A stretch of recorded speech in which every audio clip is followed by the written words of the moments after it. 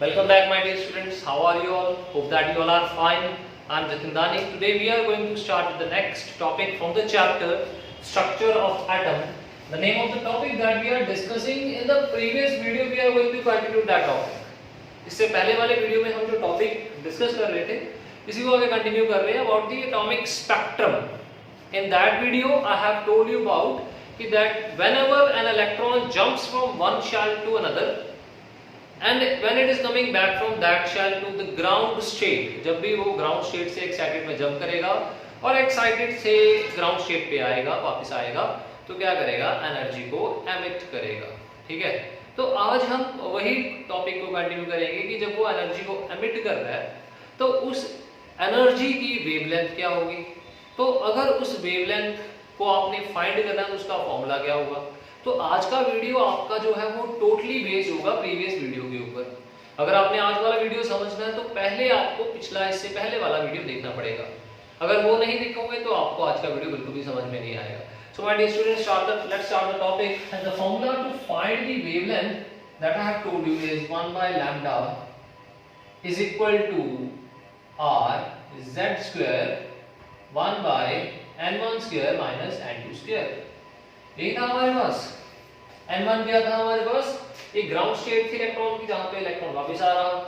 n2 क्या था हमारे पास? जहां पे एक्साइटेड होके पहुंच गया था. अब हम इसी के बारे में डिस्कस करेंगे.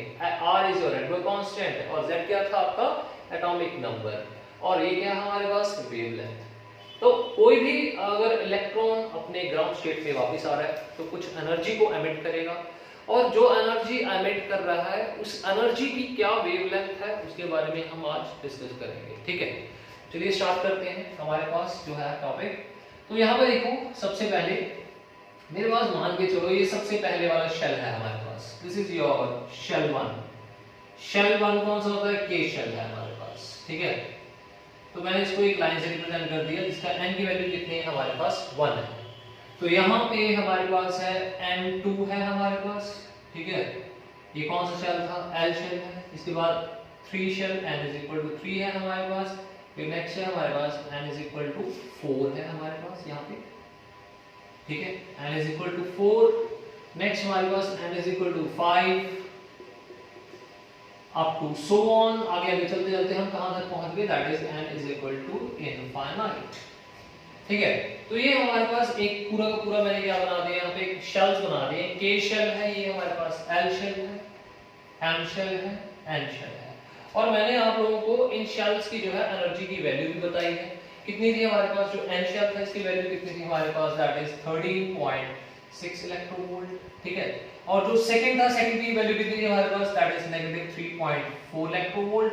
नेक्स्ट वाले की वैल्यू कितनी थी हमारे पास? That is 1.15 electronvolt. और इसकी वैल्यू कितनी थी हमारे पास? दैट इज नेगेटिव 0.28 इलेक्ट्रोवोल्ट थी. 85 सॉरी नॉट 85 इलेक्ट्रोवोल्ट. अब यहाँ पे देखो 13.6 और 3.4 में एनर्जी डिफरेंस बहुत ज्यादा है जिसके कारण इनकी जो लाइंस मैंने ड्रॉ रखी है इनमें डिफरेंस क्या होगा? ज्यादा होगा. यहाँ पे एनर्जी डिफरेंस बहुत ही ज्यादा कम है और यहाँ पे उससे भी कम है हमारे पास. तो ये जो गैप है वो क्या हो रहा है? Less less less. मतलब जब हम इंफिनिटी तक चलेंगे हमारे पास जो गैप है वो बहुत ज्यादा कम हो जाएगा. क्यों कम हो जाएगा? बिकॉज हमारे पास जो वैल्यूज हैं वो देखो 13.6 3.4 लगभग डिफरेंस जो है हमारे पास 10 के नियर अबाउट है. यहाँ पे 1 पॉइंट समथिंग के नियर अबाउट होगा. यहाँ पे 0 पॉइंट समथिंग 1 पॉइंट समथिंग के नियर अबाउट होगा. तो मतलब यहाँ पे जो डिफरेंस है वो कम कम स्लो स्लो होता जा रहा है. तो इनफिनिटी तक चलते चलते हमारे पास डिफरेंस बहुत कम हो जाएगा. ठीक है, तो अब यहाँ पे लेट अस सपोज हमारे पास जो इलेक्ट्रॉन था आपका वो प्रेजेंट है सेकंड शेल में. ठीक है, ये रहा सेकंड शेल में प्रेजेंट था. तो इसने जंप करके कौन से शेल में आ गया हमारे पास? फर्स्ट शेल में आ गया. ठीक है, सेकंड से फर्स्ट शेल में आ गया.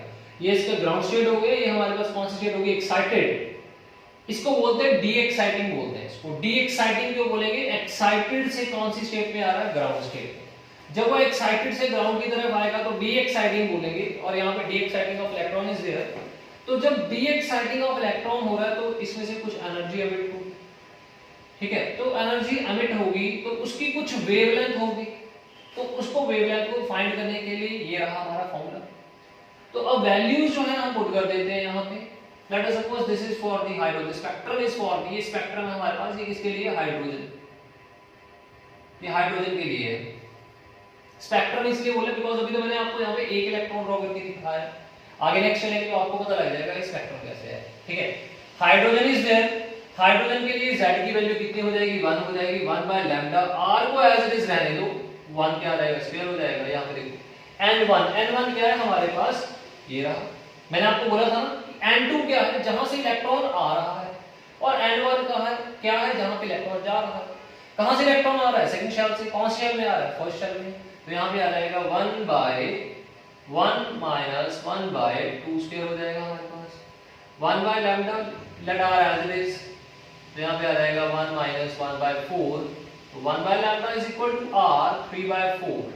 ठीक है, अब यहाँ पे आप लोगों ने एक चीज याद रखनी है, जो लैम्डा है ये आ जाएगा 4 by 3 into r, 1 by r आ जाएगा, और 1 बाय r की वैल्यू जो होती है वो फिक्स है, वो कितनी हो जाएगी हमारे पास? 911 आर्मस्ट्रॉन्ग।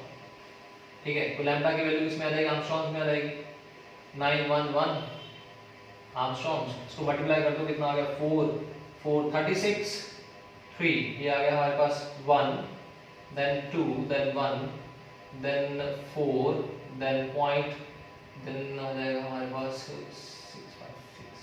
6 आ जाएगा 7 आर्मस्ट्रॉन्ग। 1 2 1 4 6 7 आर्मस्ट्रॉन्ग हमारे पास वैल्यू आ चुकी है। ये कब है? ये कौन सी वेवलेंथ है?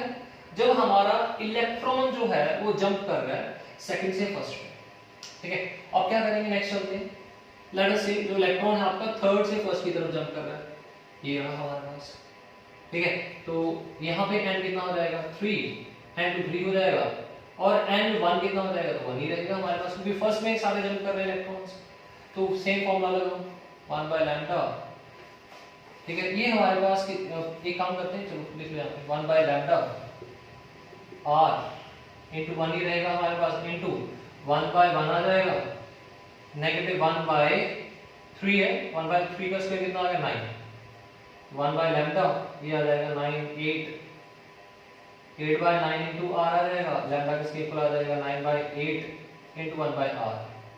तो लैम्डा की वैल्यू कितनी आ जाएगी हमारे पास? यहाँ पे आ जाएगी 9 बाय 8 इनटू 911, इसको मल्टीप्लाई कर दो 9 देन आ जाएगा 81 डिवाइड्स बाय 8, तो ये आ जाएगा लगभग हमारे पास 1 देन 2 16 3 9 देन समवट वैल्यू आ जाएगी हमारे पास, इसकी आ जाएगी 1024.8 आर्मस्ट्रॉन्ग्स, इतनी वैल्यू आ जाएगी हमारे पास वैल्यू। ठीक है, ये किसकी वैल्यू आ रही है? That is for the lambda when electron is jumped from 3 to 1। अब नेक्स्ट डिस्कस करते हैं। मान लो हमारे पास जो इलेक्ट्रॉन है वो इनफाइनाइट से जंप कर रहा है, कहां पे? 1 में जंप कर रहा है। तो यहां पे क्या करेंगे हम लोग? वही सेम होगा, 1 by lambda is equal to r into 1 by 1 minus 1 by infinity square हो जाएगा। 1 by lambda r 1 by infinity कितना होगा आपको बताइए? 0 होगा। 1 बाय इनफिनिटी 0 है, नॉट डिफाइंड, तो 1 by lambda is equal to कितना आ जाएगा? r, और लैम्डा किसके इक्वल आ जाएगा? 1 बाय r। 1 बाय r की वैल्यू कितनी है? 911 एंगस्ट्रॉम्स। तो आपके पास यहाँ पे देखो ये वेवलेंथ थी इनफिनिटी से यहाँ पे आ गई थी। सबसे पहली वाली वैल्यू जो थी हमारे पास कितनी है? 1.12467। सेकंड की वैल्यू कम हो चुकी है, कितनी है? 10248, और नेक्स्ट वाले की वैल्यू कितनी है? लास्ट वाले की 11 आर्मस्ट्रॉन्ग। ये तीन वैल्यूज आपको फाइंड करनी है। आप लोग बीच में जैसे मर्जी n की वैल्यू चेंज करके फाइंड कर सकते हैं। लेकिन यहाँ पे एक चीज देखने वाली है, क्या चीज है वो?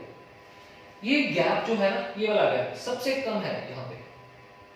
n1 से n2 का जो गैप है वो सबसे कम है यहाँ पे, देखो सबसे कम है ना, और इनफिनिटी से पहले वाले का गैप सबसे ज्यादा है। ठीक है, ये गैप सबसे कम है और ये गैप सबसे ज्यादा है। तो गैप सबसे ज्यादा होने से क्या हुआ कि आप लोगों की ये जो वैल्यू है सबसे कम आ रही है। जहां पे गैप सबसे ज्यादा, वो वैल्यू सबसे कम आ रही है, और जहां पे गैप सबसे कम है वहां पे वेवलेंथ जो है लैम्डा जो है वो क्या है आपका मैक्सिमम आ रहा है। This is the largest wavelength, ये लार्जेस्ट है, ठीक है। और ये आपके पास क्या आ रही है हमारे पास शॉर्टेस्ट वेवलेंथ। ऐसा क्यों हो रहा है, what is the reason behind that? तो इसका रीजन जानने के लिए आपको एक फॉर्मूला करवाया था, आपको याद ही होगा, that is your delta E. Delta E क्या है हमारे पास? Difference in energy. जैसे हम बात करें E2 माइनस E1 या E2 E3 माइनस E1 या फिर E इन्फिनिटी माइनस E1, ये डेल्टा E की वैल्यू है। किसके इक्वल था हमारे पास? NH, N तो चलो 1 ही मान लो, इसको 1 से बोलो, C बाय लैम्डा। यहां पे लैम्डा आ गया नीचे डिनोमिनेटर में, ठीक है। लैम्डा जो है वो एनर्जी डिफरेंस के बिल्कुल क्या है? Opposite irreversible. अगर आपका एनर्जी डिफरेंस ज्यादा होगा, E infinity minus E1 energy difference ज्यादा होगा, तो लैम्डा आपका कम हो जाएगा। कितना था? 911। अगर आपका एनर्जी डिफरेंस कम है तो लैम्डा की वैल्यू क्या हो जाएगी? ज्यादा हो जाएगी। ये है लार्जेस्ट वैल्यू, ठीक है। तो हमारे पास जब भी इलेक्ट्रॉन यहाँ पे आपकी ये जो सीरीज थी, यहाँ पे क्या हो रहा है? एक सीरीज बन रही है इलेक्ट्रॉन की, स्टार्टिंग हो रही है N2 से N1 पे और N इन्फिनिटी से N1 के ऊपर, और इलेक्ट्रॉन जब आपका पहली सीरीज में आएगा ऐसे, ठीक है, यहां से भी यहां आ सकता है, यहां पे भी यहां आएगा, ठीक है, यहां से यहां आ जाएगा, इधर सेकंड से आ जाएगा, ठीक है। जब ये इलेक्ट्रॉन यहां से फर्स्ट में जंप करेगा तो यहां पे ये जो सीरीज बनेगी इसको क्या बोलते हैं? हम लायमन सीरीज बोलते हैं। कौन सी सीरीज बोलते हैं? Lyman series. और लायमन सीरीज की जो वैल्यू है हमारे पास, आप लोगों ने याद रखना, दैट इज 1214 आर्मस्ट्रॉन्ग से लेके 911 आर्मस्ट्रॉन्ग के बीच में लाई कर रही है, ठीक है। और ये इसकी क्या दे रखी है? This is the wavelength 911 1214.67। अगर मान लो कोई भी अगर रेडिएशंस जिनकी वैल्यू लैम्डा की वैल्यू, लैम्डा क्या है हमारे पास? वेवलेंथ, इतनी ज्यादा कम होगी। इतनी ज्यादा मींस, मैं आपको एक चीज बता देता हूं, आपको याद होगा आपने इससे पहले वाली क्लास में 10th क्लास में पढ़ा था कि जो आपका ब्लू कलर होता है, ब्लू कलर की जो लैम्डा की वैल्यू होती है वो होती है 4000 एंगस्ट्रॉम, और रेड की वैल्यू कितनी होती है हमारे पास? इससे डबल हो जाएगी, लैम्डा की वैल्यू डबल होती है, कितनी होती है? 8000 एंगस्ट्रॉम। तो ब्लू मींस ये कौन सा रीजन हो गया? दिस इज योर विबग्योर बन गया, this is your visible reason. मतलब अगर आपने लाइट को देखना है तो लाइट को देखने के लिए जो उसकी वेवलेंथ है वो 4000 से लेके 8000 के बीच में होनी चाहिए, लेकिन यहां पे लैम्डा की वैल्यू 1214 से लेके 911 के बीच में है। अगर ये 1214 से 911 के बीच में है हमारे पास वैल्यू, इस चीज को ध्यान रखना, 911 से लेके 1214 के बीच में है हमारे पास वैल्यू लैम्डा की, तो हमें ये जो रेज है ये विजिबल नहीं होगी। और ये जो रेज है ये कौन से रीजन में आ जाएंगे? This will come into the category of ultraviolet rays. कौन सी रेज हो जाएगी? अल्ट्रा वायलेट रेज हो जाएंगे। तो आप जल्दी से इसको नोट कर लीजिए, this is your Lyman series, इसको बोलते हैं अल्ट्रा वायलेट रेज, जो हमारे पास स्टार्ट हो रही है इन्फिनिटी से नीचे की तरफ आ रही है फर्स्ट शेल में, और हमने सबकी वैल्यूज को क्या कर लिया? लैम्डा की वैल्यूज को कैलकुलेट कर दिया, और ये भी बता दिया हमारे पास जो डिफरेंस है वो 1214 से लेके 911 के बीच में रहेगा। What is students, please note it down. And this is one thing, please one more thing is there, यहां पे ये जो स्पेक्ट्रम पर रिड्यूस हो रहा है, स्पेक्ट्रम बोलेंगे यहां पे, स्पेक्ट्रम इसको बोलते हैं डिस्क्रीट, मैंने आपको पहले भी करवाया था, डिस्क्रीट स्पेक्ट्रम बोला था, डिस्क्रीट स्पेक्ट्रम बताया था ना, उसमें कुछ कलर्स क्या हो गए थे? प्रेजेंट नहीं थे।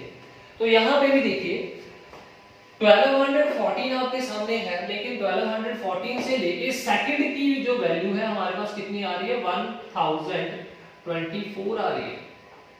पहली वैल्यू आ रही थी आपकी 114, सेकंड वैल्यू आ रही थी 1024। तो मतलब बीच में तो खाली हो गया, मतलब इसके बीच में तो कोई वेवलेंथ की लाइट है ही नहीं, प्रेजेंट ही नहीं है। 1200 से लेके 1000 के बीच में 1100 आ रहा है ना, 1150 आ रहा है, 75 आ रहा है, तो इतनी वैल्यूज इसमें मिस हो चुकी हैं। तो इसी कारण ये जो हमारे पास स्पेक्ट्रम प्रोड्यूस हो रहा है, इसको कौन सा स्पेक्ट्रम बोला था हमने, that is called your discrete spectrum. My dear students, please इसको जल्दी से नोट करो so that we can proceed with the next one. जल्दी से करो इसको।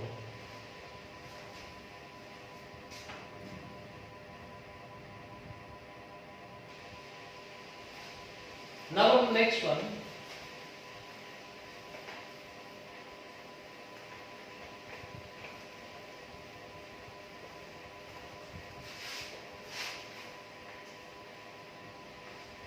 next is the same way we are going to draw the lines.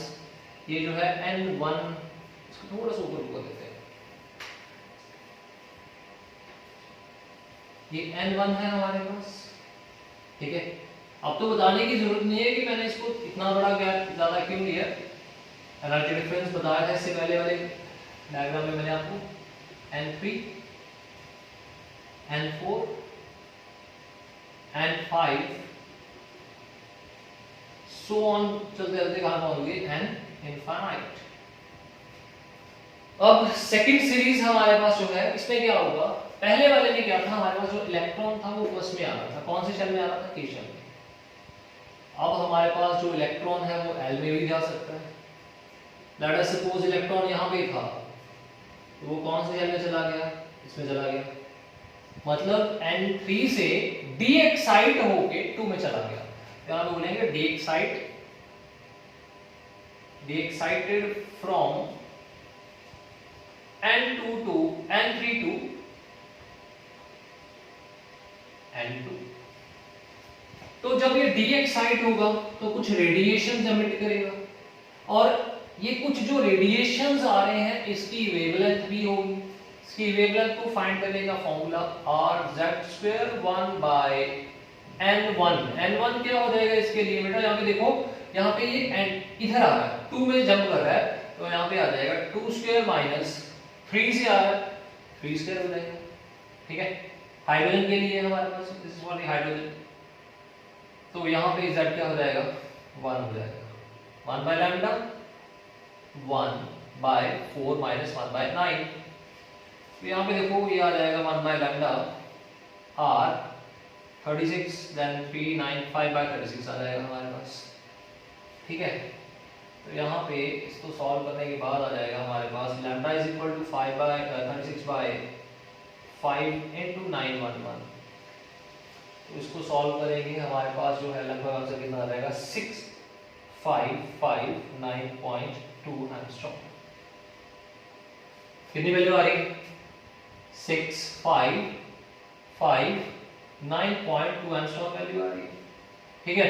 अगर हम नेक्स्ट वाला फाइंड करें, लेट अस सपोज आपने फाइंड करना है N3 से N2 पे आ जाएगा, N3 से N2, तो इसके लिए आप सॉल्व करो इसको, 1 by lambda is equal to RZ², यहाँ पे क्या आ जाएगा, N4 आ जाएगा, यहाँ पे 4 से कहां पे आ रहा है, 2 पे आ रहा है, दैट इज N1² है, 2² माइनस 1/4² आ जाएगा। इसको सॉल्व कर लेना, z की वैल्यू 1 है हमारे पास, आपके पास यहाँ से लैम्डा की वैल्यू आ जाएगी, ठीक है। अब नेक्स्ट है that is from n infinity से लेके n कहां पे 2 तक, इसकी वैल्यू देखो 1 बाय लैम्डा, तो यहाँ पे आ जाएगा r 1² 1/2² 1 बाय इंफिनिटी स्क्वायर आ जाएगा, इंफिनिटी स्क्वायर कितना हो जाएगा, 0 हो जाएगा, ये हमारे पास ये बन जाएगा r 1/4, ठीक है, 1/4। तो यहाँ पे लैम्डा किसके इक्वल आ जाएगा, 4/r, इसकी वैल्यू कितनी हो जाएगी, 4 into 1/r, इसकी वैल्यू अभी बताई थी मैंने 911 एंगस्ट्रॉम। तो ये हो गया हमारे पास 4436 एंगस्ट्रॉम। तो लगभग हमारे पास जो इनफाइनाइट वाले की वैल्यू होगी हमारे पास वो कितनी हो जाएगी, 3644 एंगस्ट्रॉम, ये कितनी हो जाएगी, 65, ठीक है। तो मैंने अभी आपको एक्सप्लेन किया था कि जो आपका विजिबल रीजन होता है, विजिबल देखने वाला, विजिबल रीजन, इसके लैम्डा की वैल्यू अभी बताई थी 4000 एंगस्ट्रॉम से लेके 8000 एंगस्ट्रॉम तक होगी। तो यहां पे कितनी है मैक्सिमम वैल्यू, कितनी मैक्सिमम वैल्यू है, देखो maximum value, maximum wavelength, this is maximum wavelength and this is your minimum wavelength 6000 6500 से लेके 36 के बीच में है। इसका मीनिंग क्या हुआ कि यहाँ पे जो आपकी रेज जो होंगी, यहाँ पे जो एमिट कर रहे हैं इलेक्ट्रॉन्स, रेडिएशंस को एमिट कर रहे हैं, वो कौन से रीजन में आ जाएंगे?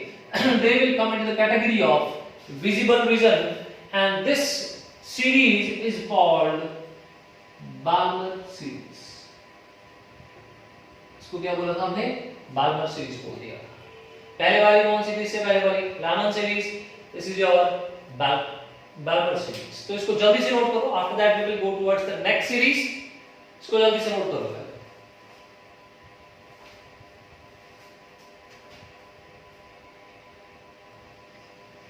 करते हैं इसको, करिए नोट।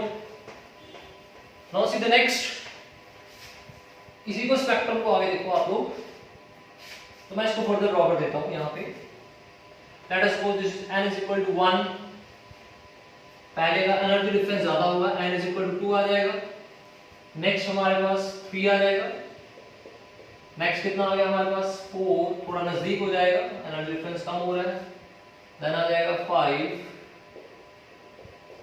देन आ जाएगा हमारे पास 6, देन सो ऑन चलते चलते हमारे पास कौन सा कहां में पहुंच गया? हम इनफाइनाइट पे पहुंच गए, n is equal to infinite. तो सबसे पहले हमारे पास जो इलेक्ट्रॉन था वो सेकंड में था, सेकंड से जंप करके फर्स्ट में आया। इसकी वैल्यू आपको मैंने बताई थी लगभग 12-14 के नियर बाय थी, और सेकंड यहां से यहां पे आया था 12-14 आर्मस्ट्रॉन्ग था। इसका 1000 समथिंग था, 1024 आर्मस्ट्रॉन्ग। फिर हमारे पास यहां से यहां पे आ जाएगा, फिर यहां पे इधर, फिर इनफाइनाइट से फर्स्ट में आ जाएगा। तो यहां पे एक सीरीज बन गई है, this series is called Lyman series. Lyman series बोला गया था इसको, ठीक है। अब यहां पे देखो लाइमन सीरीज में लास्ट में वैल्यू कितनी थी? 111 एंगस्ट्रॉम। ये इसके वेवलेंथ की वैल्यू है। मैंने आपको भी बताया था जो वेवलेंथ है हमारे पास विजिबल की स्टार्ट हो रही थी, नियर बाय कहां से स्टार्ट हो रही थी? दैट इज 4000 से स्टार्ट हो रही थी 8000 तक, और ये तो बीच में कहीं पे आ भी नहीं रही। इसको कौन सा रीजन बोला था? Ultraviolet rays, ultraviolet region बोला गया था इसको, ठीक है। अब नेक्स्ट जो था हमारे पास कौन सा था? पहले हमारे पास इलेक्ट्रॉन थर्ड में था, वो जंप करके कहां पे आ गया था? सेकंड में आ गया। फिर यहां से यहां पे आ गया हमारे पास, फिर यहां से यहां पे आ गया, फिर यहां से यहां पे आ गया, फिर इनफाइनाइट से यहां पे आ गया। तो देखो यहां पे क्या हो रहा है हमारे पास, अगर आपको याद होगा इसकी वैल्यू थी हमारे पास लगभग 3644 के नियर बाय थी हमारे पास। इसकी वैल्यू 6654 समथिंग, 65 समथिंग के नियर बाय थी हमारे पास, अप्रोक्सीमेट थी। अप्रोक्सीमेट वैल्यू बता रहा हूं, ये एग्जैक्ट वैल्यू अप्रोक्सीमेट, वो हमने कैलकुलेट की थी इससे पहले, ये अप्रोक्स थी। तो मतलब ये तो हमारे पास 4000 से लेके 8000 के बीच में आ रहा है। तो ये कौन सी series? This is your Balmer series and this category is your visible region, वही आपका वेब ये हो, ठीक। इससे नेक्स्ट है हमारे पास दैट इज, अब ये सेकंड तक था, नेक्स्ट है हमारे पास इनफाइनाइट से थर्ड यहां पे, ठीक है, एंड 4 से एंड यहां तक। तो अगर मैं आपको एक बात बोलूं कि इस सीरीज में सबसे ज्यादा शॉर्टेस्ट वेवलेंथ किसकी थी हमारे पास? ये वाली शॉर्टेस्ट है, और ये वाली क्या हो जाएगी? लार्जेस्ट। इसमें भी शॉर्टेस्ट कौन सी हो जाएगी? जो इनफाइनाइट से आ रही है, और ये क्या हो जाएगी? लार्जेस्ट। अभी आपको बताया था delta is equal to hc by lambda. जितना एनर्जी डिफरेंस ज्यादा, लैम्डा उतना कम हो जाएगा, जितना लैम्डा ज्यादा हो जाएगा उतना एनर्जी डिफरेंस क्या हो जाएगा? कम हो जाएगा। So this is your pascal series, passion series बोला जाता है इसको। नेक्स्ट जो है हमारे पास दैट इज कहां से आ रही है हमारे पास इनफाइनाइट से ये 3 तक था 4 पे आ रही है, ये यहाँ पे हमारे पास, ये हमारे पास यहाँ पे, ठीक है। ये जो सीरीज है हमारे पास this is your Brackett series, इसको बोला गया ब्रैकेट सीरीज। और लास्ट है हमारे पास यहाँ पे देखो इनफाइनाइट से n5 यहाँ पे, यहाँ पे ब्रैकेट के बाद ये last series this is called fund series, fund series. और ये जो पार्शियल सीरीज है, ब्रैकेट सीरीज है, और ये जो है हमारे पास फंड सीरीज, फंड सीरीज है, ये कौन सी कैटेगरी में आ रही है? तीनों एक ही कैटेगरी में आ रही है हमारे पास, that is your infrared region, infrared region. ये कौन सा था हमारे पास? विजिबल रीजन था। ये कौन सा था? अल्ट्रा था हमारे पास। ये इंफ्रारेड है, यहाँ ये जो है ये लॉन्ग इंफ्रारेड है हमारे पास, और ये शॉर्ट इंफ्रारेड है हमारे पास। लेकिन कौन सा रीजन है हमारे पास? This is your infrared region. So this complete your atomic spectrum, and the next video we will discuss about that how does the Bohr model of an atom is having some disadvantages and why these disadvantages came in the model given by the Bohr. Hope that the topic that I have told you today is clear to each and every student. Thank you.